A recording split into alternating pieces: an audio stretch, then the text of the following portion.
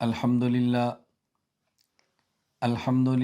نحمده ونستعینه ونستغفره ونؤمن به ونتوکل علیہ ونعوذ باللہ من شرور انفسنا ومن سیئات اعمالنا من يهده الله فلا مضل له ومن يضلل فلا هادي له ونشهد أن لا إله إلا الله وحده لا شريك له ونشهد أن سيدنا ومولانا محمدا عبده ورسوله أما بعد فأعوذ بالله من الشيطان الرجيم بسم الله الرحمن الرحيم ما كان محمد أبا أحد من رجالكم ولكن رسول الله وخاتم النبيين يا رب صل وسلم دائما أبدا على حبيبك خير الخلق كلهم هو الحبيب الذي ترجى شفاعته لكل هول من الأهوال مقتحم اللهم صل على محمد وعلى آل محمد كما صليت على إبراهيم وعلى آل إبراهيم إنك حميد مجيد اللهم بارك على محمد وعلى آل محمد كما باركت على إبراهيم وعلى آل إبراهيم إنك حميد مجيد۔ اللہ تعالیٰ کا شکر ہے کہ اللہ تعالیٰ نے ہمیں انسان بنایا، مسلمان بنایا، حضور اکرم صلی اللہ علیہ وسلم کا امتی بنایا۔ میں نے اس وقت جو آپ حضرات کے سامنے قرآن کریم کی تلاوت کی ہے، اس آیت کریمہ کی روشنی میں عرض کرنا چاہتا ہوں، اس آیت میں بنیادی طور پر اللہ تعالیٰ 3 باتیں سمجھا رہے ہیں، فرما رہے ہیں۔ نمبر 1 محمد، نمبر 2 رسول اللہ، نمبر 3 خاتم النبیین۔ یہ 3 باتیں۔ پہلی بات کہ جس پیغمبر کا ہم نے کلمہ پڑھا ہے اس پیغمبر کا نام کیا ہے، محمد۔ نمبر 2 جس پیغمبر کا کلمہ پڑھا ہے اس پیغمبر کا کام کیا ہے، رسول۔ نمبر 3 جس پیغمبر کا کلمہ پڑھا ہے اس پیغمبر کا مقام کیا ہے، خاتم النبیین۔ نمبر 1 رسول اکرم صلی اللہ علیہ وسلم کا نام، نمبر 2 رسول اکرم صلی اللہ علیہ وسلم کا کام، نمبر 3 رسول اکرم صلی اللہ علیہ وسلم کا مقام۔ میں تینوں پر مختصر سی بات کروں گا، چونکہ میں نے جو مضمون آپ کی خدمت میں پیش کرنا ہے، جو میں نے سمجھانا ہے، وہ ختم نبوت کی اہمیت، ختم نبوت کے تقاضے اور ختم نبوت کے لیے ہمیں کیا کرنا چاہیے، بطور تمہید کے میں باتیں آپ کی خدمت میں عرض کروں، اس کو اچھی طرح سمجھیں۔ رسول اکرم صلی اللہ علیہ وسلم کو اللہ نے نام عطا فرمایا محمد۔ محمد کا نام دے کے اللہ تعالیٰ نے ہمیں یہ بات سمجھا دی کہ تم نے جس پیغمبر کا کلمہ پڑھا ہے اس پیغمبر کا نام ہی ایسا ہے جو دوبارہ دفاع اور تمہارے تحفظ کا محتاج نہیں ہے۔ تم یہ چاہو کہ ہم پیغمبر کی عزت، پیغمبر کی ناموس کی حفاظت کریں گے تو پیغمبر کا فائدہ ہوگا۔ پیغمبر کی ذات اور پیغمبر کی صفات اور پیغمبر کے ناموس کو تمہارے دفاع، تمہارے تحفظ کی حاجت نہیں۔ اگر تم نے دفاع کرنا ہے، تم نے تحفظ کرنا ہے تو اپنے فائدے کے لیے کرنا ہے۔ تحفظ کرو گے نجات پا جاؤ گے، تحفظ نہیں کرو گے تو تم تباہ و برباد ہوگے۔ میرے پیغمبر کو تمہاری حاجت نہیں کہ تم نبی کا تحفظ پیغمبر کی ذات یا پیغمبر کی ناموس کا کرو۔ کیوں؟ اللہ نے اپنے نبی کو نام محمد دیا ہے صلی اللہ علیہ وسلم۔ جب بھی دنیا میں کوئی شخص کسی پر اعتراض کرتا ہے، کسی پر تنقید کرتا ہے، کسی کی تنقیص کرتا ہے، کسی کی توہین کرتا ہے، کسی کی تذلیل کی کوشش کرتا ہے، کسی پہ الزام تراشی کرتا ہے، تو وہ دو چیزیں حرکت میں لاتا ہے۔ نمبر ایک اپنی زبان، اور نمبر دو اپنا قلم۔ کوئی اپنی زبان سے کسی پہ بے تنقید کرتا ہے، کوئی اپنے قلم سے بے جا کسی پہ تنقید کرتا ہے۔ تو رسول اکرم صلی اللہ علیہ وسلم کی ذات گرامی پہ اگر کوئی زبان سے تنقید کرے گا، پیغمبر کی ذات اقدس میں عیب نکالنے کی بھونڈی کوشش کرے گا، تو خود نام محمد دفاع کرے گا۔ اس لیے محمد کہتے ہی اسے ہیں جس کی حمد کی جائے، جس کی تعریف کی جائے، جو مقدس پاکیزہ مطہر ہو۔ تو جب کوئی شخص اپنی زبان پیغمبر کے خلاف چلائے گا تو اس کی زبان کہے گی کہ پہلے تو نے محمد کہا تو پھر اعتراض کیا، پہلے محمد کہا تو پھر تنقید کی، پہلے محمد کہا تو پھر توہین کی۔ محمد کا معنی ہی یہ ہے کہ اس کی مدح اور حمد کی جائے، تو زبان اس کی زبان تردید کر دے گی کہ کچھ حیا کر، محمد بھی کہتا ہے اعتراض بھی کرتا ہے۔ کیوں؟ جس نے رسول اللہ صلی اللہ علیہ وسلم پر اعتراض کرنا ہے، محمد کہنا ہے، پھر آپ کے خلاف بولنا ہے، محمد کہنا ہے، پھر توہین کرنی ہے الیاذ باللہ، محمد کہنا ہے، پھر اس نے عیوب بیان کرنے ہیں، تو زبان کہے گی کچھ حیا کر، محمد بھی کہتا ہے اعتراض بھی کرتا ہے، محمد بھی کہتا ہے تنقیص بھی کرتا ہے، محمد بھی کہتا ہے تنقید بھی کرتا ہے، محمد بھی کہتا ہے اعتراض بھی کرتا ہے، تو خود نام محمد میں دفاع موجود ہے۔ اسی طرح اگر کوئی شخص قلم استعمال کرے اور رسول اکرم صلی اللہ علیہ وسلم کے خلاف لکھنا چاہے، لکھنے کی کوشش کرے، آپ کی مذمت کرنا چاہے، آپ کی توہین کرنا چاہے، تو قلم سے پہلے محمد لکھے گا اور اس کے بعد آپ کے خلاف لکھے گا، تو خود قلم کہے گا کچھ حیا کر، جس کو تو نے محمد لکھا ہے اس کے خلاف تو بولتا ہے، اس کے خلاف تو لکھتا ہے، اس کے خلاف تو مجھے حرکت میں لاتا ہے۔ اللہ نے اپنے پیغمبر کو نام محمد عطا فرمایا، تو نام محمد عطا فرما کے پیغمبر کی ذات کو میرے اور آپ کے تحفظ اور دفاع سے بے نیاز کر دیا ہے۔ اس لیے رسول اللہ صلی اللہ علیہ وسلم کی ذات، رسول اللہ صلی اللہ علیہ وسلم کی ناموس عزت کا دفاع کرنے والے ہم سب کان کھول کر سن لیں۔ اگر ہم دفاع کرتے ہیں تو اپنے لیے کرتے ہیں، اپنی دنیا کے لیے کرتے ہیں، اپنی آخرت کے لیے کرتے ہیں، اپنے فوائد کے لیے کرتے ہیں۔ پیغمبر کی ذات کو ہمارے دفاع کی ضرورت نہیں۔ جس طرح اللہ ہر حال میں الہ ہے، اسی طرح محمد ہر حال میں مصطفیٰ ہے صلی اللہ علیہ وسلم۔ اگر کائنات کے سارے لوگ مل کر خدا کو سجدہ کریں، اس کی الوہیت میں اضافہ نہیں ہے۔ اگر کائنات کے سارے لوگ مل کے اللہ کے سجدے کا انکار کر دیں، اس کی الوہیت میں کمی نہیں ہے، وہ ہر حال میں الہ ہے۔ اسی طرح پوری کائنات کے سارے انسان مل کے رسول اللہ صلی اللہ علیہ وسلم کا کلمہ پڑھ کے مدح کر دیں، آپ کی شان محمدیت میں اضافہ نہیں ہے۔ پوری کائنات مل کے الیاذ باللہ پیغمبر کی توہین پہ اتر آئے اور آپ کی دعوت کا انکار کر دے، تو پیغمبر کی شان محمدیت میں کوئی کمی نہیں ہے۔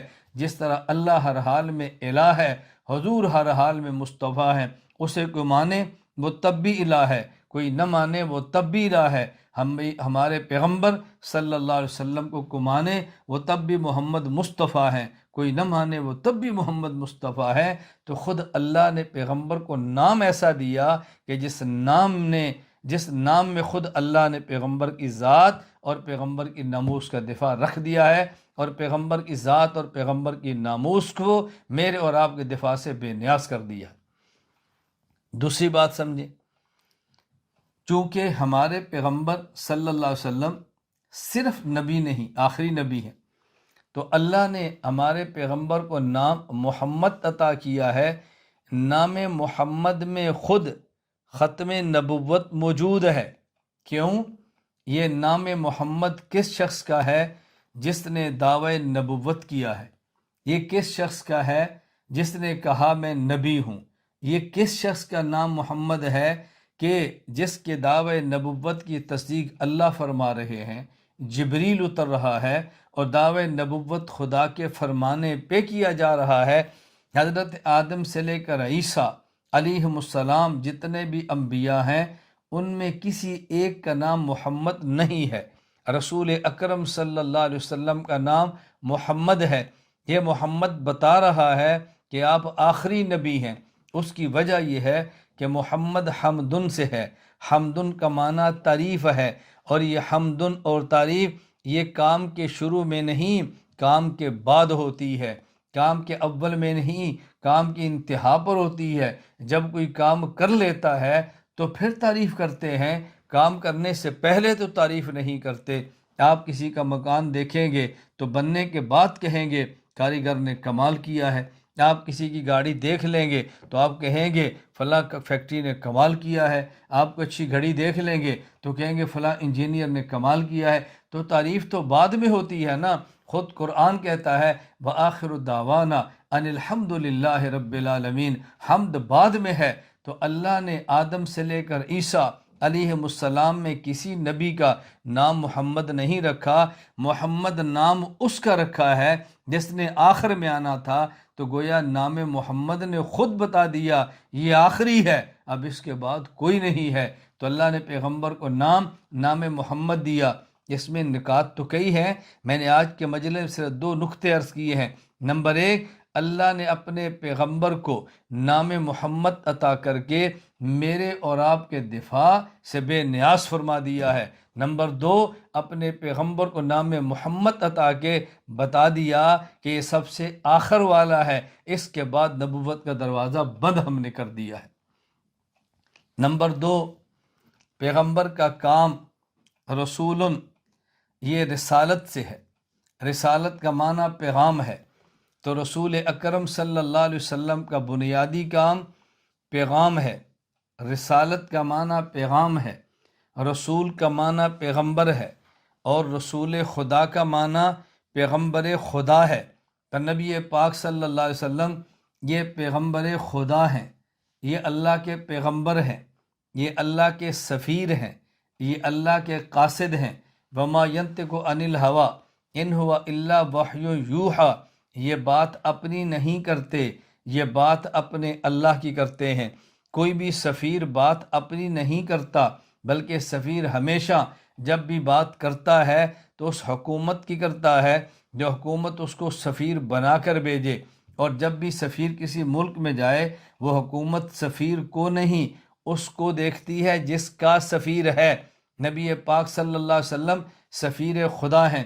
تو بات توجہ سے سمجھنا، جس طرح اگر کوئی سفیر دنیا کی کسی حکومت میں، دنیا کے کسی ملک میں کسی حکومت کا نمائندہ بن کے چلا جائے تو یہ لوگ حکومت یہ نہیں دیکھتی اس سفیر کے کپڑے کیسے ہیں، اس سفیر کا جوتا کیسا ہے، اس سفیر کی گاڑی کیسی ہے، اس سفیر کا مکان کیسا ہے، یہ سفیر کیا ہے، وہ دیکھتے ہیں اس سفیر کس کا ہے۔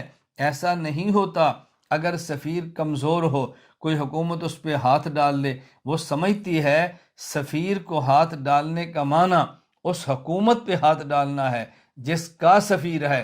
تو نبی کریم صلی اللہ علیہ وسلم یہ پیغمبر ہیں، پیغمبر خدا ہیں۔ ان کا کام یہ ہے اللہ سے بات کو لینا ہے اور اللہ کے بندوں تک پیغام دینا ہے، خالق سے پیغام لے کے مخلوق کو دینا، یہ ہمارے پیغمبر کا کام ہے۔ تو ہمارے پیغمبر کا کام رسول، یہ حضور اللہ کے پیغمبر ہیں۔ یہاں میں یہ بات درمیان میں کہتا چلا جاؤں، بات ذہن نشین فرما لیں۔ حضرت محمد صلی اللہ علیہ وسلم رسول، یہ اللہ کے پیغمبر ہیں، یہ ہمارے پیغمبر کا کام ہے۔ حضرت آدم سے لے کر عیسیٰ علیہ السلام جتنے نبی ہیں یہ سارے خدا کا پیغام لا رہے ہیں۔ ہمارے پیغمبر بھی اللہ کا پیغام لے آئے ہیں اور سب سے آخر میں آئے ہیں۔ جس طرح نبی کو رسول خدا کہتے ہیں، نبی کے صحابی کو رسول مصطفیٰ کہتے ہیں۔ نبی نمائندہ خدا ہوتا ہے اور صحابی نمائندہ مصطفیٰ ہوتا ہے۔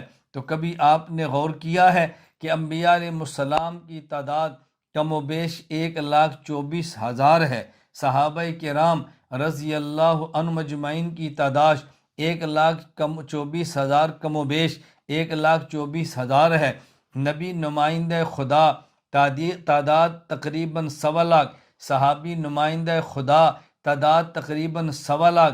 آخر وجہ کیا ہے؟ انبیاء بھی 1,24,000 کم و بیش، صحابہ بھی 1,24,000 کم و بیش۔ یہ اللہ نے اپنے محمد کو اعزاز دیا ہے کہ میرا محمد تو نمائندہ خدا ہے، اے میرے پیغمبر یہ صحابی نمائندہ مصطفیٰ ہے، تم نمائندے میرے ہو، یہ نمائندے تیرے ہیں۔ تو اللہ نے نبی کو اعزاز دیا کہ جتنے نمائندے میرے ہیں اے محمد اتنے نمائندے تیرے ہیں، تیرے بعد میرا نمائندہ کوئی نہیں اور ان کے بعد تیرا نمائندہ کا کوئی نہیں۔ اس لیے اہل السنت والجماعت احناف دیوبند کا یہ عقیدہ اور نظریہ ہے کہ جب حضور دنیا میں آئے ہیں تو نبوت کا دروازہ بند ہو گیا، اور جب حضور دنیا سے گئے ہیں تو صحابیت کا دروازہ بند ہو گیا۔ حضور کے آنے پہ نبوت ختم ہے اور حضور کے جانے پہ صحابیت ختم ہے۔ تو میں بتا یہ رہا تھا رسول یہ ہمارے پیغمبر کا کام ہے، پیغمبر یہ ہمارے پیغمبر حضرت محمد صلی اللہ علیہ وسلم کا کام ہے۔ تو محمد آپ کا نام ہے، رسول آپ کا کام ہے۔ پھر اللہ نے اس آیت میں فرمایا ما کان محمد ابا احد من رجالکم ولکن رسول اللہ، حضور اکرم صلی اللہ علیہ وسلم رسول اللہ ہیں۔ توجہ رکھنا، یہ رسول اللہ ہمارے پیغمبر کا کام ایسا ہے، ہمارے نبی کا کام ایسا ہے کہ اس کام سے ختم نبوت بھی نکل رہی ہے۔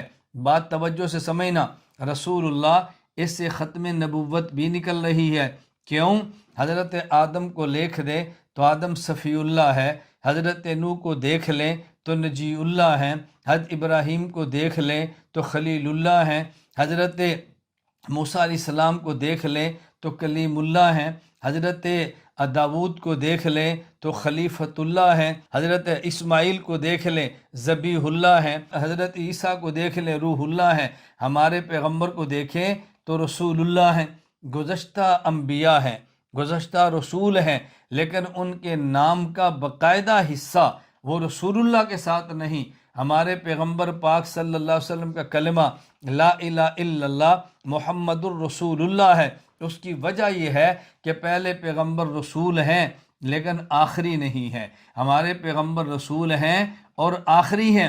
اس لیے ہمارے پیغمبر ایسے پیغمبر خدا ہیں جو پہلے پیغمبران خدا سے ایمانہ مختلف ہیں، کہ پہلے نبی ان کی نبوت تھی لیکن ان کے بعد ایک اور نبی نے پیدا ہونا تھا، پہلے پیغمبر تھے ان کے بعد کسی اور پیغمبر نے پیدا ہونا تھا۔ ہمارے پیغمبر وہ پیغمبر ہیں کہ جن کے بعد کسی اور پیغمبر نے پیدا نہیں ہونا تھا۔ تو اللہ نے وہاں لا الہ الا اللہ آدم صفی اللہ، لا الہ الا اللہ نوح نجی اللہ، لا الہ الا اللہ ابراہیم خلیل اللہ، لا الہ الا اللہ اسماعیل ذبیح اللہ، لا الہ الا اللہ موسیٰ کلیم اللہ، لا الہ الا اللہ عیسیٰ روح اللہ، اور یہاں دیکھیں لا الہ الا اللہ محمد الرسول اللہ بتا دیا۔ اب جو پیغمبر کا کام ہے رسالت، یہ بالکل انتہا کو پہنچا ہے، کامل اور مکمل اکمل ہو گیا ہے۔ اب اس کے بعد کوئی گنجائش ہی باقی نہیں ہے۔ میں کبھی سمجھانے کے لیے بات سمجھایا کرتا ہوں کہ دیکھو پیغمبر کا کام ہے خدا سے لینا، مخلوق کو دینا، خالق سے لینا، مخلوق کو دینا۔ یہ لینا اور دینا تو پہلے انبیاء میں بھی تھا، لیکن حضرت آدم علیہ السلام نے پیغام لیا ہے اور دیا ہے اور جنت تک ہے، ابراہیم علیہ السلام نے لیا اور دیا ہے تو کہاں عراق و شام سے چلتے ہوئے کعبہ تک ہے، حضرت سلیمان نے لیا اور دیا ہے کہاں ہے، تخت سلیمانی تک ہے، داؤد علیہ السلام نے لیا اور دیا ہے تخت شاہی تک ہے۔ یہ بات سمجھیں، عیسیٰ علیہ السلام نے لیا اور دیا ہے آسمان دنیا تک ہے۔ ہمارے پیغمبر صلی اللہ علیہ وسلم نے جب لیا تو بھی مکہ سے لا مکہ عرش معلیٰ تک گئے ہیں، اور جب پیغمبر پاک نے دیا تو پھر بیت المقدس میں انبیاء کے امام بن کے انبیاء کو دیا ہے۔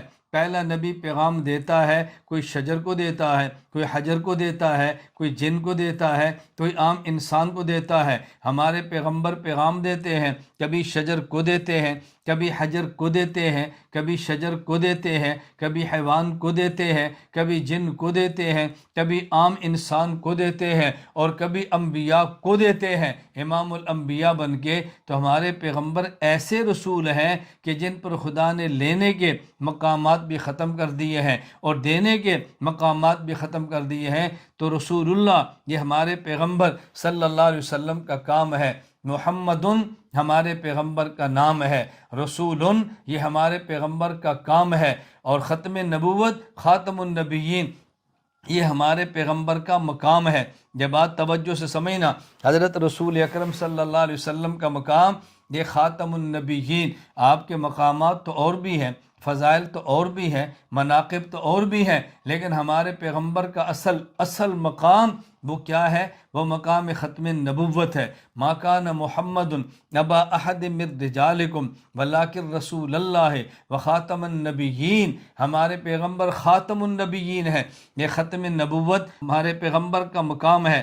اور ختم نبوت کا معنی، یہ بات توجہ سمجھنا، ختم نبوت کا ایک معنی تو یہ ہے ہمارے پیغمبر آخری نبی ہیں اور آپ کے بعد کوئی نبی پیدا نہیں ہوگا۔ اور ختم نبوت کا ایک معنی یہ ہے کہ ہمارے پیغمبر پاک صلی اللہ علیہ وسلم امام الانبیاء ہیں۔ یہ ختم نبوت کا معنی بتا رہا ہوں، امام الانبیاء ہے۔ آپ کہیں گے کہ ختم نبوت کا معنی امام الانبیاء، ہاں میں یہ بات اس لیے کہہ رہا ہوں، آدم سے لے کر عیسیٰ علیہ السلام یہ دائرہ نبوت ہے۔ ہمارے پیغمبر پاک صلی اللہ علیہ وسلم یہ مرکز دائرہ نبوت ہے۔ اور مرکز اور دائرہ میں فرق کیا ہوتا ہے کہ دائرہ بنتا بعد میں ہے، نظر پہلے آتا ہے، اور مرکز دائرہ یہ بنتا پہلے ہے، نظر بعد میں آتا ہے۔ ذرا بات توجہ سمجھنا، جس طرح یہ ہمارے سامنے مثلا ہاتھ موجود ہے، آپ یہاں پہ پرکار رکھ لیں اور ایک کونا پرکار کا کاغذ پہ رکھ دیں اور ایک کونے سے آپ گول خط بنائیں،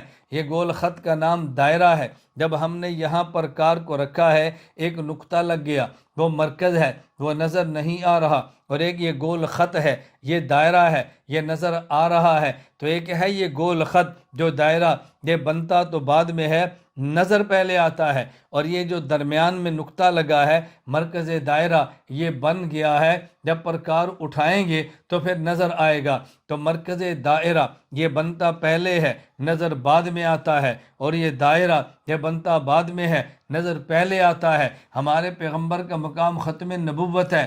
آدم سے لے کر عیسیٰ علیہ السلام دائرہ نبوت ہے، ہمارے پیغمبر یہ مرکز دائرہ نبوت ہے۔ مرکز بنتا بعد پہلے ہے، نظر بعد میں آتا ہے، اس لیے ہمارے پیغمبر صلی اللہ علیہ وسلم یہ نبی اول بھی ہیں، ہمارے پیغمبر یہ نبی آخر بھی ہیں، یہ نبی الانبیاء ہیں، نبیوں کے نبی ہیں۔ یہ مرکز دائرہ نبوت ہے۔ وَإِذْ أَخَذَ اللَّهُ مِيثَاقَ النَّبِيِّينَ لَمَا آتَيْتُكُم مِّن كِتَابٍ وَحِكْمَةٍ ثُمَّ جَاءَكُمْ رَسُولٌ مُّصَدِّقٌ لِّمَا مَعَكُمْ لَتُؤْمِنُنَّ بِهِ۔ یہ میرے پیغمبر کا مقام ہے، بات توجہ سے سمجھنا، یہ میرے محمد کا مقام ہے صلی اللہ علیہ وسلم کہ حضور نبیوں کے نبی ہیں۔ کیا معنی؟ کہ جس طرح مرکز بنے تو دائرہ بنتا ہے، مرکز نہ بنے تو دائرہ بنا نہیں کرتا۔ اللہ کے پیغمبر نبی الانبیاء یہ مرکز دائرہ نبوت ہے۔ آدم سے لے کر عیسیٰ علیہ السلام یہ دائرہ نبوت ہے۔ آدم سے لے کر عیسیٰ یہ انبیاء ہیں، ہمارے پیغمبر نبی الانبیاء ہیں، یہ مرکز دائرہ نبوت ہے۔ تو نبی اول بھی ہے، یہ مرکز دائرہ نبوت ہے، تو نبی آخر بھی ہے۔ کیوں؟ آپ دیکھیں گے دائرے کا جو مرکز ہے وہ وجود میں اول ہوتا ہے، لیکن پرکار اٹھے تو پھر ظہور ہوتا ہے، تو ظہور میں آخر ہوتا ہے۔ مرکز دائرہ کی ترتیب یہ ہے، وجود میں اول ہوتا ہے، ظہور میں آخر ہوتا ہے۔ ہمارے پیغمبر مرکز دائرہ نبوت ہے، نبی اول ہیں وجود نبوت میں، اور نبی آخر ہیں ظہور نبوت میں۔ تو رسول اکرم صلی اللہ علیہ وسلم خاتم النبیین ہیں۔ خاتم النبیین کا معنی ایک تو یہ ہے کہ آپ آخری نبی ہیں اور آپ کے بعد کوئی نبی پیدا نہیں ہوگا، اور خاتم النبیین کا معنی یہ ہے آپ کی نبوت ذاتی ہے، باقی انبیاء کی نبوت عرضی ہے۔ قرآن کریم کی آیت پہ غور کریں گے یہ بات آپ کو سمجھ آ جائے گی۔ وَلَٰكِن رسول اللہ وخاتم النبیین، ولیکن رسول اللہ و خاتم النبیین، جب مشرکین مکہ یہ باتیں کہہ رہے تھے کہ محمد کا کوئی بیٹا بالغ نہیں ہے، وہ دنیا سے جا رہے ہیں تو اس کا جانشین کوئی نہیں ہے، یہ چند دن کی بات ہے، یہ پیغمبر کے ساتھ جو دنیا سے چلے جائیں گے تو ان کے مشن کو لے جانے والا کون ہوگا؟ فرمایا ما کان محمد ابا احد من رجالکم، یہ بات بجا ہے، میرے پیغمبر کا کوئی بالغ بیٹا نہیں، لیکن تم یہ بات سمجھو کہ میرے پیغمبر کے مشن کو کون لے کر جائے گا؟ ولیکن رسول اللہ، یہ پیغمبر اللہ کا محمد رسول ہے، اور رسول کی اولاد صرف جسمانی نہیں ہوتی بلکہ رسول کی اولاد روحانی بھی ہوتی ہے، تو جو کلمہ پڑھے گا پیغمبر کا روحانی بیٹا بنتا چلا جائے گا، لہذا نبی دنیا میں نہیں ہوں گے تو روحانی بیٹے موجود ہوں گے، تو لوگوں کو پھر بھی اشکال تھا یا کسی درجے میں خوشی تھی کہ ان کے روحانی بیٹے صحابہ وہ دنیا سے چلے جائیں گے، پیغمبر کا مشن پھر ختم ہو جائے گا۔ فرمایا وہ خاتم النبیین، یہ صرف رسول اللہ نہیں ہے بلکہ یہ خاتم النبیین ہے۔ رسول اللہ کا معنی جو ان کے سامنے ہے، ان نے کلمہ پڑھا، روحانی بیٹے بن گئے، لیکن یہ خاتم النبیین ہے، ان کے بعد کوئی اور نبی پیدا نہیں ہونا، قیامت تک نبوت ان کی ہے، لوگ ان کا کلمہ پڑھتے جائیں گے، ان کے روحانی بیٹے بنتے جائیں گے اور ان کے مشن کو لے کے دنیا کے بے پھیلتے چلے جائیں گے۔ اس لیے کافروں تم دماغ سے نکال دو کہ میرے محمد کے فوت ہو جانے کے بعد میرے محمد کا مشن ختم ہو جائے گا۔ یہاں ذرا بات توجہ سے سمجھنا، میں عرض کرنے لگا ہوں کہ ان کو الجھن یہ تھی یا ان کی خوشی یہ تھی محمد جائیں گے صلی اللہ علیہ وسلم تو مشن ختم ہو جائے گا۔ اللہ نے فرمایا نانا ما کان محمد ابا احد من رجالکم، پیغمبر تم میں سے کسی بالغ اور نوجوان کے جسمانی والد تو نہیں ہے، ولیکن رسول اللہ، لیکن یہ روحانی والد ضرور ہیں۔ کیوں؟ ایک امتی ہے اور ایک نبی ہے، ایک کلمہ پڑھنے والا ہے اور ایک جس کا کلمہ پڑھا جائے، جس کا کلمہ پڑھا جائے اس کا کلمہ ایمان اصل ہوتا ہے، اور جو کلمہ پڑھنے والا ہے اس کا ایمان نسل ہوتا ہے۔ اصل کو باپ کہتے ہیں، نسل کو اولاد کہتے ہیں، تو نبی کا ایمان نسل ہے جو باپ کی طرح ہے، پیغمبر کا ایمان اصل ہے جو باپ کی طرح ہے، امتی کا ایمان نسل ہے جو اولاد کی طرح ہے۔ تو پیغمبر اس ایمان والا جو اصل ہے، امتی اس ایمان والا جو نسل ہے، تو نبی کا ایمان اصل، امتی کا ایمان نسل، اصل باپ ہے، نسل اولاد ہے، اس لیے پیغمبر روحانیت میں امت کا باپ ہے، اور امتی سارے جو نبی کا کلمہ پڑھے یہ پیغمبر کے روحانی بیٹے ہیں۔ یہ معاملہ تو عام نبی کا ہے، میرے پیغمبر کا معاملہ صرف یوں نہیں ہے۔ فرمایا ولیکن رسول اللہ و خاتم النبیین، یہ تو ختم نبوت والا ہے، یعنی اس کی نبوت تو ذاتی ہے، بقیہ انبیاء کی نبوت عرضی ہے۔ جس طرح امتی اس نبی کا کلمہ پڑھتا ہے یہ رسول اللہ ہے، تو پہلے نبی بھی اس کا کلمہ پڑھتے ہیں، یہ خاتم النبیین ہے۔ تو اللہ نے یہ بات سمجھائی ہے کہ دیکھو باپ میں فرق ہے، ایک باپ وہ ہے جس کی اولاد بعد میں ہوتی ہے، میرا محمد ایسا ہے کہ جس کی روحانی اولاد اس کے بعد بھی ہے اور اس کی روحانی اولاد پہلے بھی ہے۔ میں نے بتایا کہ ایک کلمہ پڑھنے والا ایمان لانے والا ہے، ایک وہ جس پہ ایمان لایا جائے، جس پر ایمان لایا جائے اس کا ایمان اصل ہے، اور جو ایمان لائے اس کا ایمان نسل ہے، اصل باپ ہے، نسل اولاد ہے۔ تو میرے محمد کا کلمہ تو جس طرح میں اور آپ نے پڑھا ہے صلی اللہ علیہ وسلم، اسی طرح آدم سے لے کر عیسیٰ علیہ السلام نے پڑھا ہے، تو جو بھی کلمہ پڑھے گا اس کا ایمان نسل ہوگا۔ گویا آدم سے لے کر عیسیٰ علیہ السلام بھی کلمہ پڑھ کے ہمارے پیغمبر کے روحانی بیٹے بنے ہیں، حضور ان کے روحانی باپ بنے ہیں، اور ہم نے کلمہ پڑھا، ہم حضرت محمد کے روحانی بیٹے بنے ہیں۔ تو جنہوں نے حضور کے آنے سے پہلے کلمہ پڑھا وہ آپ کے روحانی بیٹے آنے سے پہلے ہیں، اور جن نے آپ کے آنے کے بعد پڑھا وہ آپ کے روحانی بیٹے بعد میں ہیں۔ تو محمد ایسے روحانی باپ ہیں کہ جب یہ نہیں تھے ان کی اولاد تب بھی تھی، جب یہ نہیں ہوں گے ان کی اولاد تب بھی ہوگی۔ یہ ختم نبوت کا معنی ہے۔ میں اس لیے بتا رہا ہوں کہ محمدن یہ پیغمبر کا نام ہے، رسولن یہ پیغمبر کا کام ہے، اور خاتم النبیین یہ پیغمبر کا مقام ہے۔ ہمارے پیغمبر کا مقام یہ خاتم النبیین ہے۔ بات ذرا توجہ سے سمجھنا، ختم نبوت پیغمبر کا مقام ہے۔ میں ذرا اور طرز میں سمجھانے لگا ہوں، ہمارے نبی کا مقام ختم نبوت ہے۔ کیا معنی؟ یہ آخری نبی ہے۔ کیا معنی؟ یہ پوری کائنات کے نبی ہے۔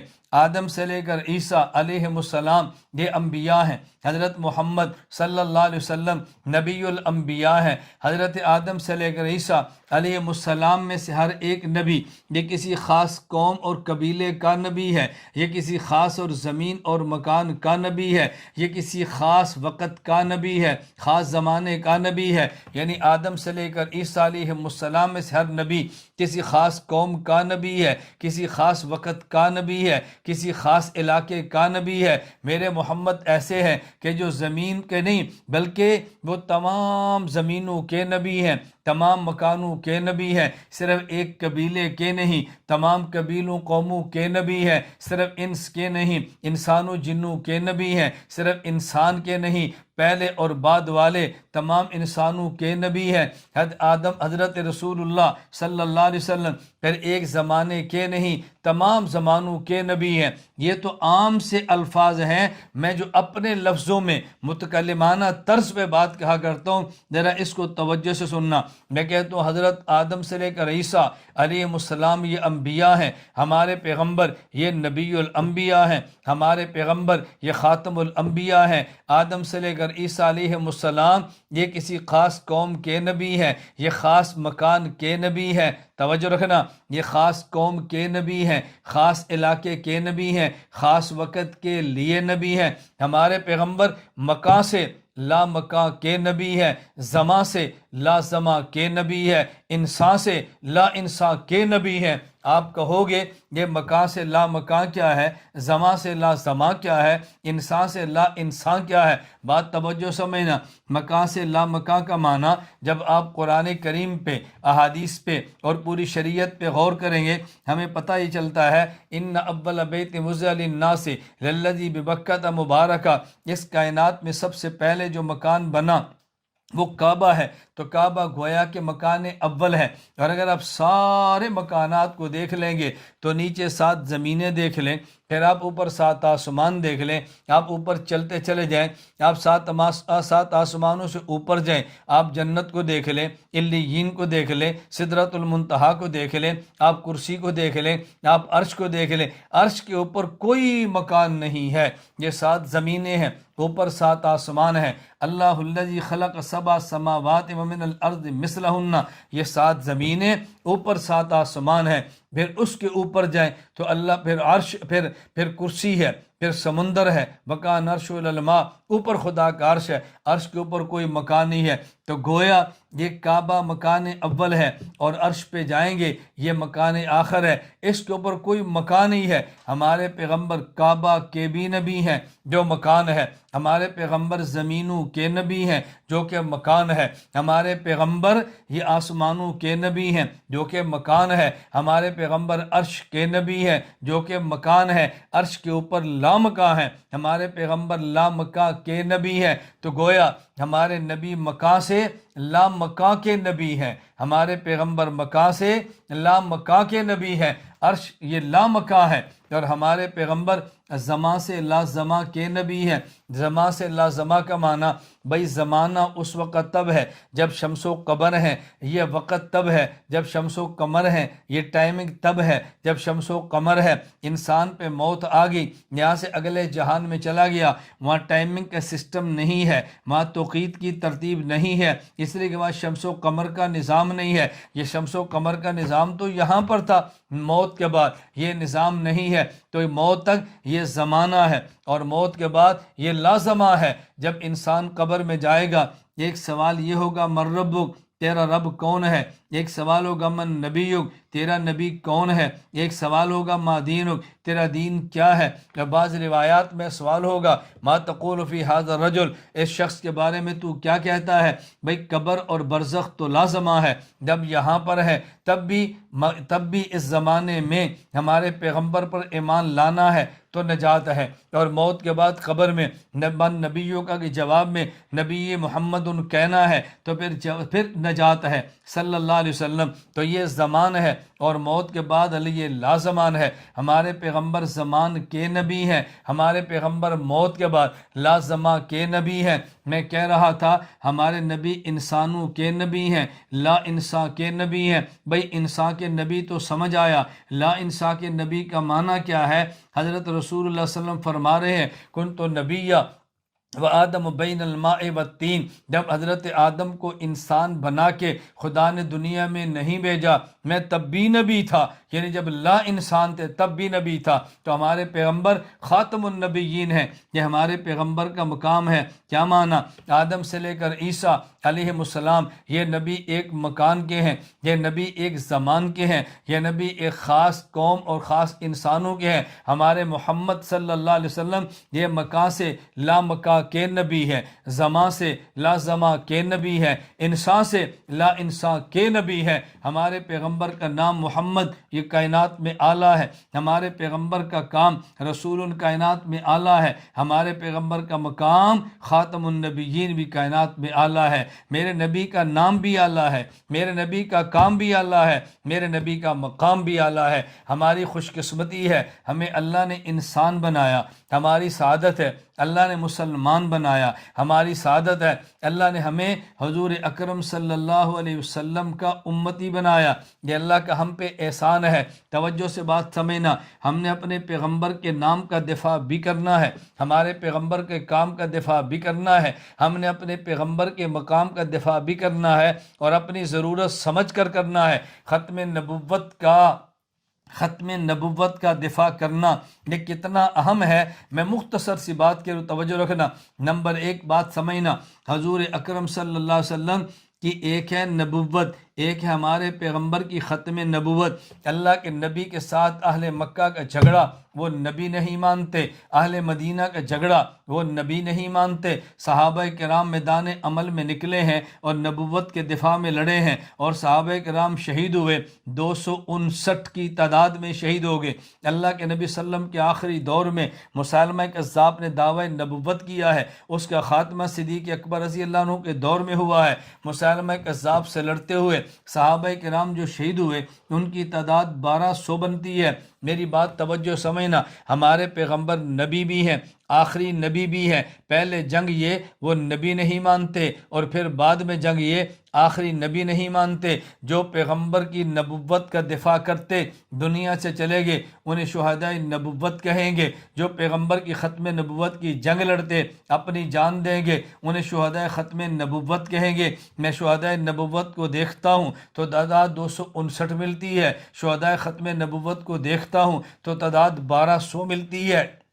معلوم ہوا کہ پیغمبر کی نبوت کے دفاع پہ جان دینا بھی ایمان ہے اور پیغمبر کی ختم نبوت پہ دفاع دینا جان دینا بھی ایمان ہے۔ ہم حضور کو نبی بھی مانتے ہیں، آخری نبی بھی مانتے ہیں۔ کوئی اللہ کے نبی حضرت محمد صلی اللہ علیہ وسلم کو نبی نہ مانے دائرہ اسلام سے خارج ہے، وہ حضور کو نبی مان لے لیکن آخری نبی نہ مانے وہ بھی دائرہ اسلام سے خارج ہے۔ میں نے ایک بات عرض کی ہے کہ شہدائے ختم نبوت کی تعداد شہدائے نبوت سے بھی بڑھ کر ہے۔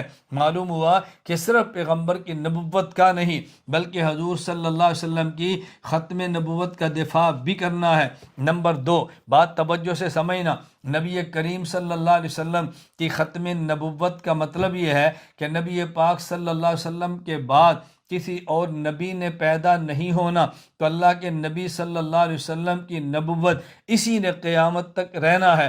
اب اللہ کے نبی صلی اللہ علیہ وسلم دنیا میں نہیں ہوں گے، مسائل پیدا ہوں گے، ان کا حل کیا ہوگا؟ اللہ نے قرآن دیا، کوئی اور نبی آنا ہوتا تو قرآن منسوخ ہو جاتا، کوئی اور نبی آنا ہوتا اس میں تحریف ہو جاتی، کوئی اور نبی آنا ہوتا تو شاید قرآن کریم کا وقت ختم ہو جاتا، لیکن یہ قرآن منسوخ بھی نہیں، قرآن تحریف شدہ بھی نہیں، کیونکہ حضور آخری نبی ہے۔ میرے پیغمبر صلی اللہ علیہ وسلم کے بعد کوئی اور نبی پیدا ہونا ہوتا، اس پیغمبر کی رہنمائی کی وجہ سے حدیثیں بن جاتی، یہ حدیثیں منسوخ ہو جاتی، یا یہ یہ حدیثیں تعریف شدہ ہو جاتی. حضور کے آخری نبی ہیں, آپ کی حدیثیں منسوخ بھی اب نہیں ہے, آپ کے پیغمبر پاک کی حدیثیں تعریف شدہ بھی نہیں ہیں. تعریف کرنے والے آئے ہیں, خاک میں مل گئے ہیں, ان کے مقابلہ کرنے والے علماء موجود رہے ہیں.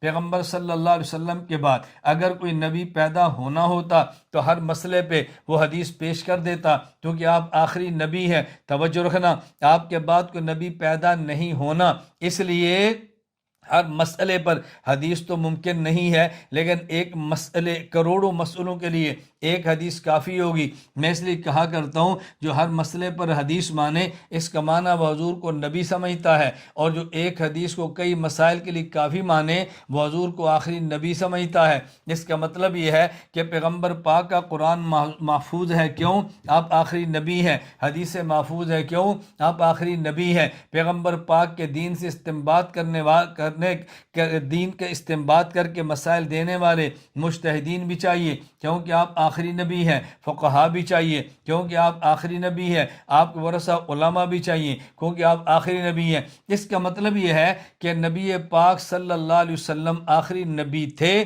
اس لیے قرآن بھی محفوظ رکھا گیا. آخری نبی تھے, حدیثیں محفوظ رکھی گئی. آخری نبی تھے, فقہا پیدا کیے گئے. پیغمبر آخری نبی تھے, مجتہدین پیدا کیے گئے. پیغمبر آخری نبی تھے, محدثین پیدا ہوئے. پیغمبر آخری نبی تھے, علماء پیدا ہوئے. پیغمبر آخری نبی تھے, حفاظ اور قرآن پیدا ہوئے. تو یہ سب کچھ پیغمبر پاک کی ختم نبوت کی وجہ سے ہے.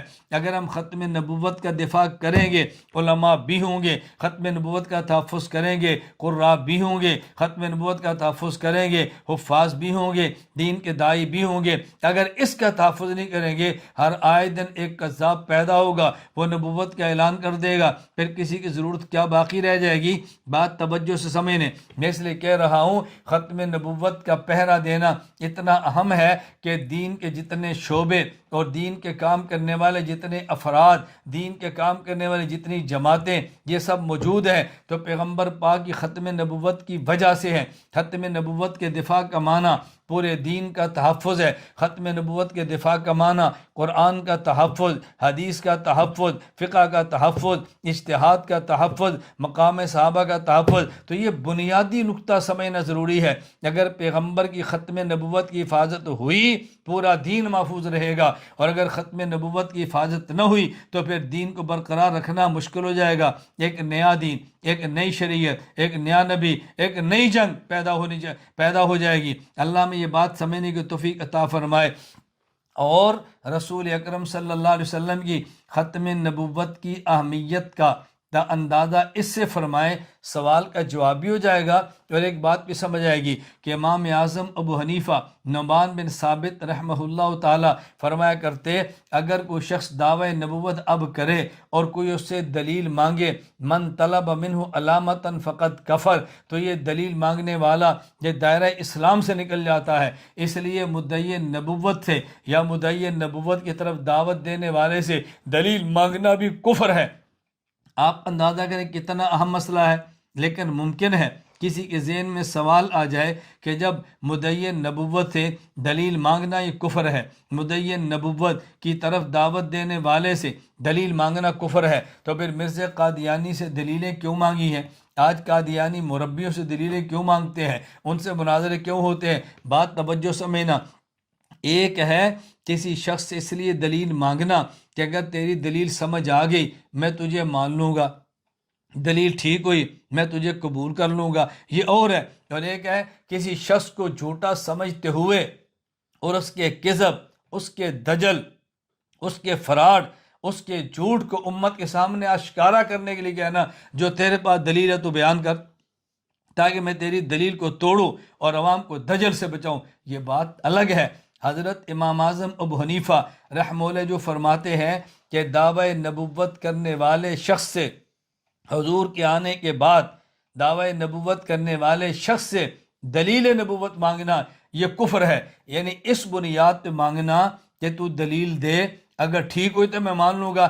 اس کا معنی کہ حضور کی ختم نبوت میں تردد ہے, شک ہے, تبھی دلیل مانگ رہا ہے. لیکن اگر کوئی مدعی نبوت کے دعوے کو توڑنے کے لیے, اس کے دجل کو کھولنے کے لیے, اس کے کذب کو بیان کرنے کے لیے دلیل مانگے تو پھر کفر نہیں ہے، یہ شریعت کا تقاضا ہے۔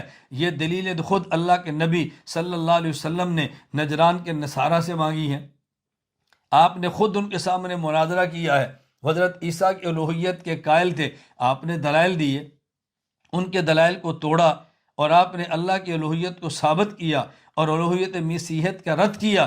میں یہ بات کہہ رہا ہوں کہ اچھی طرح سمجھیں، خلاصہ یہ ہے کہ ہمارے پیغمبر کا نام محمد، ہمارے پیغمبر کا کام رسالت، ہمارے پیغمبر کا مقام ختم نبوت، اور یہ جو کچھ ہمیں ملا یہ ختم نبوت کے صدقے ملا ہے۔ اگر ہم آج علم برقرار رکھنا چاہیں، دین برقرار رکھنا چاہیں، شریعت کو باقی رکھنا چاہیں، اس کے لیے ضروری ہے ہم ختم نبوت کا تحفظ کریں، ختم نبوت کا تحفظ کریں، اور ختم نبوت کا تحفظ ہر اس مورچے پر کریں جو مورچہ دشمنان ختم نبوت نے سنبھالا ہے۔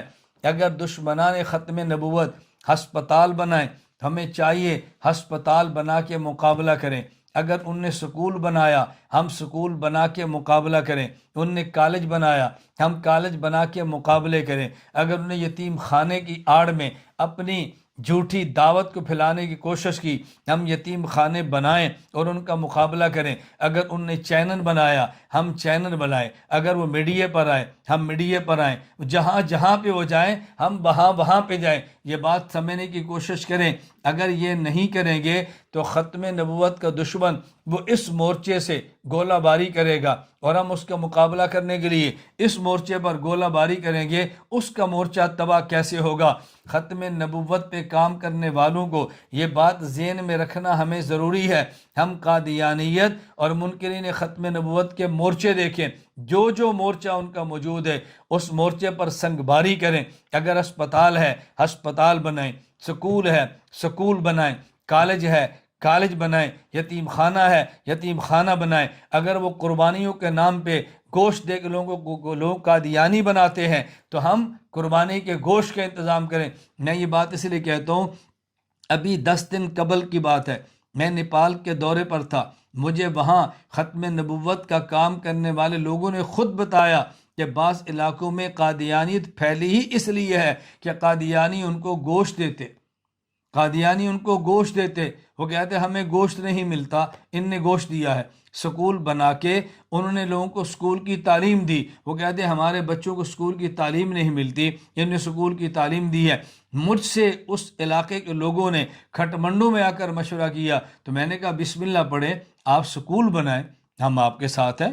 آپ بسم اللہ پڑھیں، آپ آگے بڑھیں، ہم آپ کے ساتھ ہیں، ہم ہر طرح آپ کے ساتھ کھڑے ہیں۔ میں گزارش کر رہا ہوں کہ ختم نبوت پہ کام کرنے کے لیے صرف لٹریچر کافی نہیں ہے، صرف بیانات کافی نہیں ہیں، صرف تقریریں کافی نہیں ہیں، صرف مناظرے کافی نہیں ہیں۔ یہ دیکھنا ضروری ہے کہ رسول اکرم صلی اللہ علیہ وسلم کی ختم نبوت کا انکار کر کے مرزا قادیانی کو نبی ماننے والا، اس کی بنیاد کیا ہے؟ اس کی بنیاد فقر ہے، وہ دور کریں۔ اس کی بنیاد سکول ہے، اس کو حل کریں۔ اس کی بنیاد بیماری ہے، ہسپتال کے ذریعے حل کریں۔ اس کی بیماری، اس کی مجبوری فحاشی ہے، اس کا نکاح کروائیں۔ جو اس کا عذر ہے اس کو دور کریں۔ اصل ختم نبوت پر کام کرنے کا طریقہ یہی ہے۔ دلیل بھی دیں، لٹریچر بھی دیں، کتابیں بھی دیں، مناظرے بھی کریں، مباحثے بھی کریں، جلسے بھی کریں، کانفرنسیں بھی کریں، لیکن دشمن جس مورچے سے حملہ آور ہے اس مورچے پر سنگ باری کر کے اس کو فنا کریں، تو پھر اہمیت کے ساتھ یہ کام آگے بڑھے گا۔ اللہ مجھے بھی قبول فرمائے، اللہ آپ کو بھی قبول فرمائے۔ اللہ ہم سب کو ختم نبوت کے لیے اپنی جان، اپنا مال، اپنی اولاد، اپنا گھر، اپنا سب کچھ لٹانے کی توفیق عطا فرمائے۔ ہم نے کیا لٹانا ہے؟ اللہ ہم سے ہمارا مال قبول فرما لیں گے، اللہ کا احسان ہوگا۔ ہماری اولاد قبول فرما لیں گے، اللہ کا احسان ہوگا۔ ہماری جان قبول فرما لیں گے، اللہ کا احسان ہوگا۔ یہ تو ہم اللہ سے دعا کریں کہ یا اللہ تو اپنے پیغمبر پاک صلی اللہ علیہ وسلم کی ختم نبوت کے تحفظ کے لیے میرا مال، میرا گھر، میری جان، میری اولاد، میرے اہل و عیال، میرے تعلقات، میرا سب کچھ قبول فرما لے۔ اے اللہ تیرا احسان ہے، تیرا احسان ہے، تیرا احسان ہے۔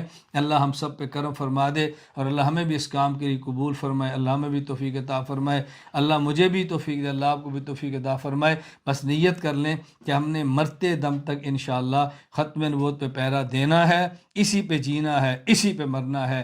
وآخر دعوانا ان الحمدللہ رب العالمین۔ الحمدللہ رب العالمین والصلاة والسلام علی رسولہ وعلی آلہ وصحابہ اجمعین۔ ربنا آتنا فی الدنیا حسنۃ وفی الآخرۃ حسنۃ وقنا عذاب النار رب اغفر وارحم انت خیر الراحمین۔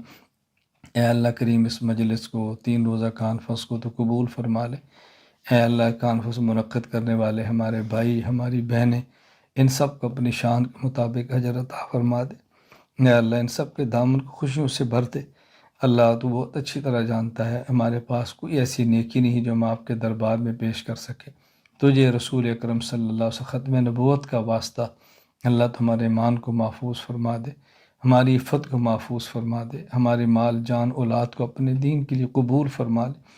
اے اللہ مظلوم مسلمانوں کی مدد فرما دے، اللہ تو اقصیٰ کی آزادی کا فیصلہ فرما دے، حرمین کی حفاظت فرما لے۔ اے اللہ ہماری نالائکیاں، ہماری کوتاہیاں اپنے کرم سے تو معاف فرما دے، اپنے کرم سے تو معاف فرما دے، اپنے کرم سے تو معاف فرما دے۔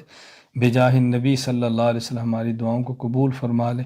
اے اللہ ہماری اس مجلس میں جتنے حضرات شریک ہیں، جتنی خواتین شریک ہیں، جتنے بھائی شریک ہیں، جتنی بہنیں شریک ہیں، جتنے بیٹے اور بیٹیاں شریک ہیں، اللہ تو سب کے ہاتھوں کو قبول فرما لے، اللہ تو سب کے ہاتھوں کو قبول فرما لے۔ اللہ کسی کا کوئی بھی گناہ ہو جو تیری ذات کے علاوہ کوئی نہیں جانتا تو معاف فرما دے، اللہ تو معاف فرما دے۔